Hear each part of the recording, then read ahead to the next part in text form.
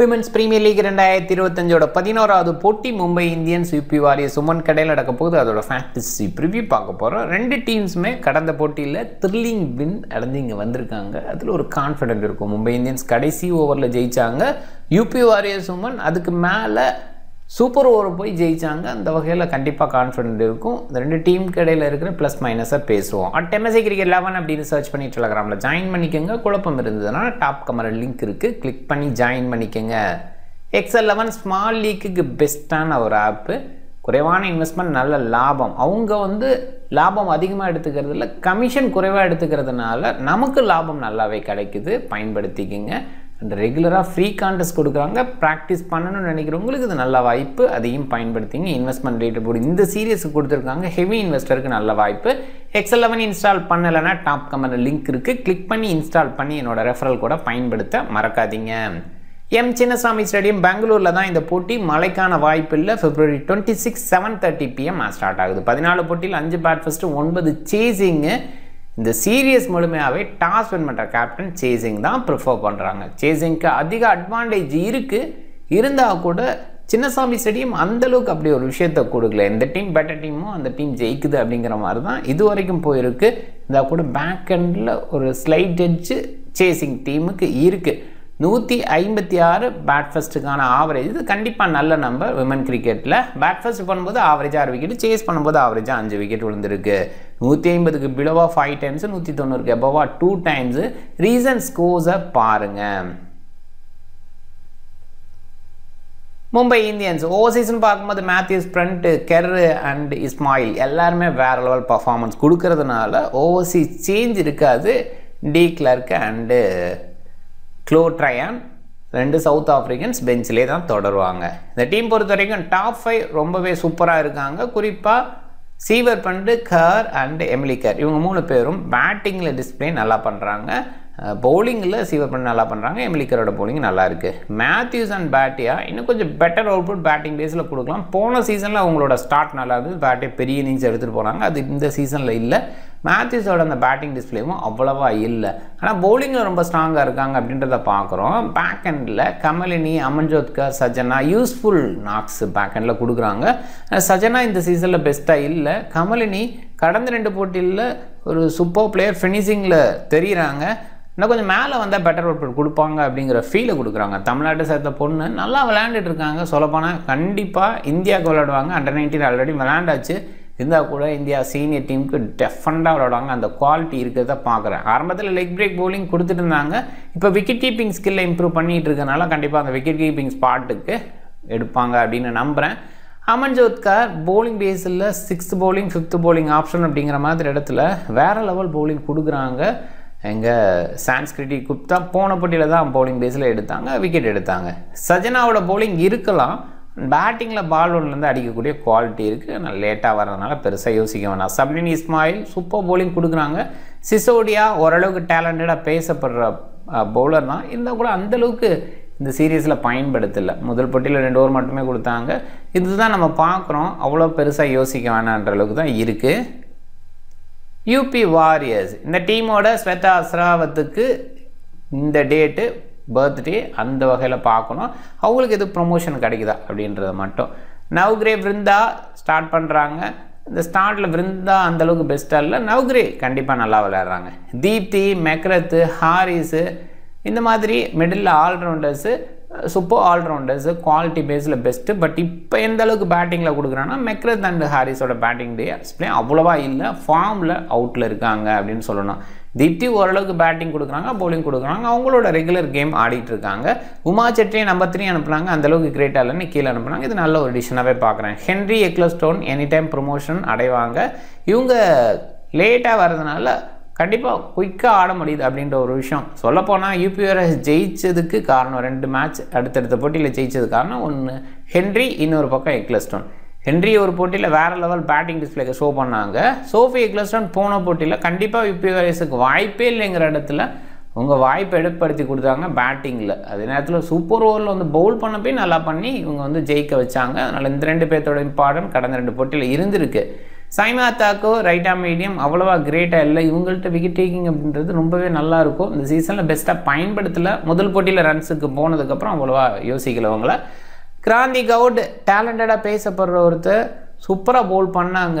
ஒரு போட்டியில் 4 விக்கெட்டாக எடுத்தாங்க. அது வந்து சிறப்பாக பார்க்கப்படுது. ஆனால் அடுத்தடுத்து பெருசாக பயன்படுத்துகிறாங்களா, சரியாக கொண்டு போகிறாங்களா அப்படிங்கிறது கேள்வியாக இருக்குது. இப்போயுமே இந்த டீம் நல்ல டீமு. தீப்தி சர்மாவோட அந்த கேப்டன்சி அவ்வளோ பெஸ்ட்டாக நான் ஃபீல் பண்ணலை.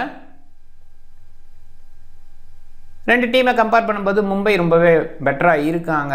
டாப் 5 இன்டர்நேஷனல் அப்படிங்கிறது மட்டும் இல்லை, பேக்கெண்டில் கமலினி, அமன்ஜோத் இவங்கெல்லாம் ஃபியர்லெஸ்ஸாக கிரிக்கெட் ஷோ பண்ணுறாங்க. Ismail decent bowling. சொல்லப்போனால் இங்கே 4 ஓவர்சீஸ் பவுலர் இருக்காங்க.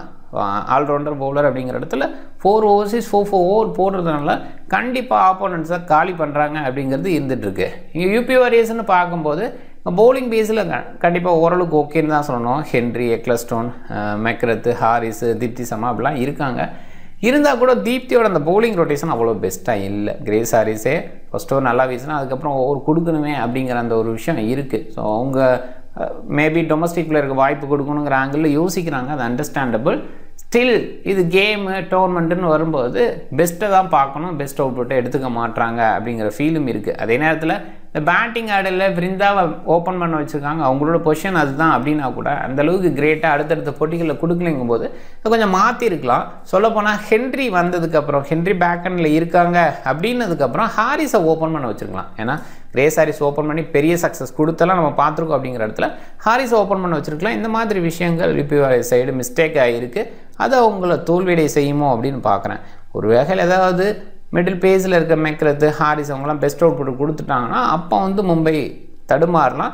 இப்போதைக்கு இருக்கிற ஸ்ட்ரென்த் பேஸில் யோசிக்கும் போது அந்த ஃபார்ம் பேஸில் எல்லாத்தையுமே வச்சு பார்க்கும்போது மும்பை வின் பண்ணுறதுக்கான வாய்ப்பு அதிகமாக இருக்குது. பவுலிங் ஆப்ஷன் 2 பக்கமே ஹெவி தான்.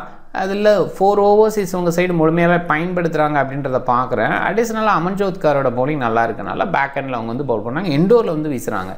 மேத்யூஸ் சீவர் பண்ணி எண்டோரில் வீச வாய்ப்பு இருக்குது. பட் அமன்ஜோத்கர் வந்து வீசுறதுக்கான வாய்ப்பு ரொம்பவே அதிகமாக இருக்குது. இந்த சைடு பவுலிங் ஆப்ஷன் ஹெவி. அதில் தீப்தி, எக்லஸ்டோன், ஹென்ரி இவங்க வந்து மோஸ்ட்லி வீசுகிறாங்க. கிரேஸ் ஹாரிஸ், மெக்ரத்தோட ஒரு கொஞ்சம் இருக்குது.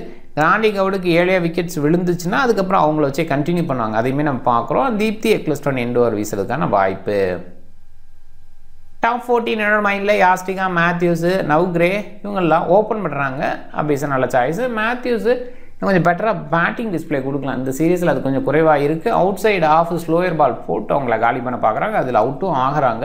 சீவர் பண்ணிட்டு தீப்தி, மெக்ரத்து இவங்கெல்லாம் சூப்பரான ஆல்ரவுண்டர்ஸ். நல்லா அவுட்புட் கொடுக்க முடியும். ஹர்மன் பிரீத் நல்ல ஃபார்மில் இருக்காங்க, டச்சில் இருக்காங்க. அதை நம்ம பார்க்குறோம். அமிலியாக்க, கிரேஸ் ஹாரிஸ், அமன்ஜோத்கர், ஹென்ரி, எக்லஸ்டோன் இவங்கெல்லாம் பேட்டிங் பவுலிங் 2லையுமே டிஸ்பிளே பண்ணுறாங்க. இஸ்மாயிலோட பவுலிங் ரொம்ப சூப்பராக இருக்குது. அதே நேரத்தில் லாங் ஆனில் கேச்சிங் பொசிஷன் நிற்கிறதுனால அதுவுமே பாசிட்டிவ். கிராந்தி கவுடு உங்களுக்கு விக்கெட் ஏழையாக விழுந்ததுன்னா பெஸ்ட் அவுட் போட்டு கொடுக்க முடியும். ஓரளவுக்கு டீசன்ட் பவுலிங் எபிலிட்டி இருக்குது.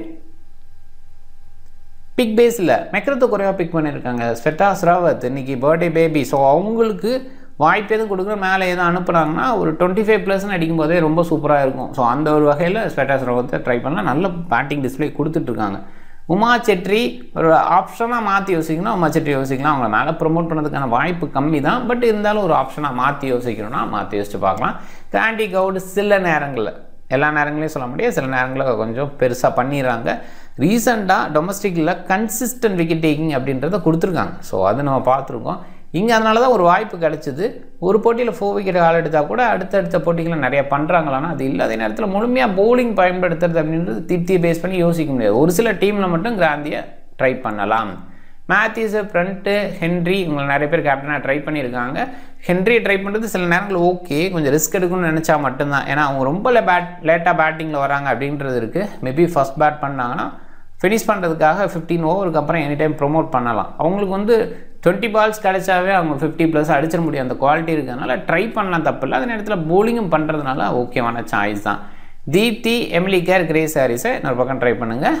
எமிலி கேரை பொறுத்த வரைக்கும் சூப்பர் குவாலிட்டி. கொஞ்சம் லேட்டாக வருது அப்படிங்கிற அந்த இடத்துல தான் நம்ம 5 பேட்டிங்கில் வராங்க. தீப்தியோட பேட்டிங் ஆர்டர் மேலே அனுப்பிக்கிறாங்க அப்படின்றதால கண்டிப்பாக அவங்க ஓகே. கிரேஸ் ஹாரிஸ் இது வரைக்கும் பெஸ்ட்டாக பேட்டிங் டிஸ்பிளே பண்ணாங்கன்னா கண்டிப்பாக சூப்பர் நமக்கான டேவாக இருக்கும் அப்படின்னு யோசிக்கலாம். டீமு விக்கெட் கீப்பர் யாஸ்டிகா நல்ல சாய்ஸு. உமா செட்ரி ஒரு சில இடங்களில் மட்டும்தான், ஆனால் ரிஸ்க்கு.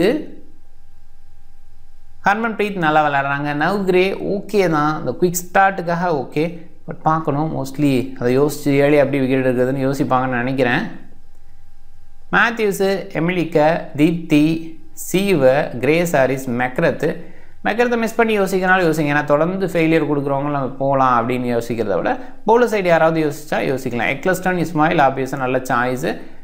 சைமா தாக்கூர் அவ்வளோ பெருசாக இல்லை. கிராந்தி கார்டு போகிறதுனா போங்க, பவுலிங் பேஸில் முழுமையாக பயன்படுத்தினாங்கன்னா நல்லாவே பண்ண முடியும். தீப்தியோட அந்த இடம் எப்படி இருக்குன்னு பார்க்கணும். ஸோ கண்டிப்பாக வந்துட்டு கிராந்திகாவோட ஒரு சில டீம்ஸில் ட்ரை பண்ணுங்கள். Sciver Brunt best, vice captain Matthews. So Matthew Sciver Brunt இப்படின்னு மாற்றி கூட நீங்கள் யோசிச்சுக்கோங்க. பட் இப்போதைக்கு ஃபார்ம் பேஸில் சீவர்ஃப்ரண்ட் ரொம்பவே பெஸ்ட்டாக இருக்காங்க. பேட்டிங் பவுலிங் ரெண்டுலேயுமே இருக்கிறதுனால. அண்ட் மேத்யூஸோட பவுலிங் ரொம்ப சூப்பராக இருக்குது, கண்ட்ரோலாக வீசுகிறாங்க, எக்கனாமியாக இருக்குது, அதே நேரத்தில் விக்கெட் டேக்கிங்லேயும் இருக்குது. அந்த இடத்துல ஓகே, பட் பேட்டிங்கில் நம்ம பெட்டராக பண்ணாங்கன்னா மும்பை இந்தியன்ஸுக்கு டாப் ஆர்டர் ரொம்பவே நல்லாயிருக்கும் அப்படிங்கிற மாதிரி போகும். ஸோ ட்ரை பண்ணலாம். டீம் பாருங்கள். நீங்கள் டிஃப்ரெண்ட் டீமை ட்ரை பண்ணுங்கள். இந்த வீடியோ பிடிச்சிருந்தா லைக் பண்ணுங்கள், உங்கள் ஃப்ரெண்ட்ஸுங்களுக்கு ஷேர் பண்ணுங்கள், சேனலை சப்ஸ்கிரைப் பண்ண மறக்காதீங்க. மிக்க நன்றி.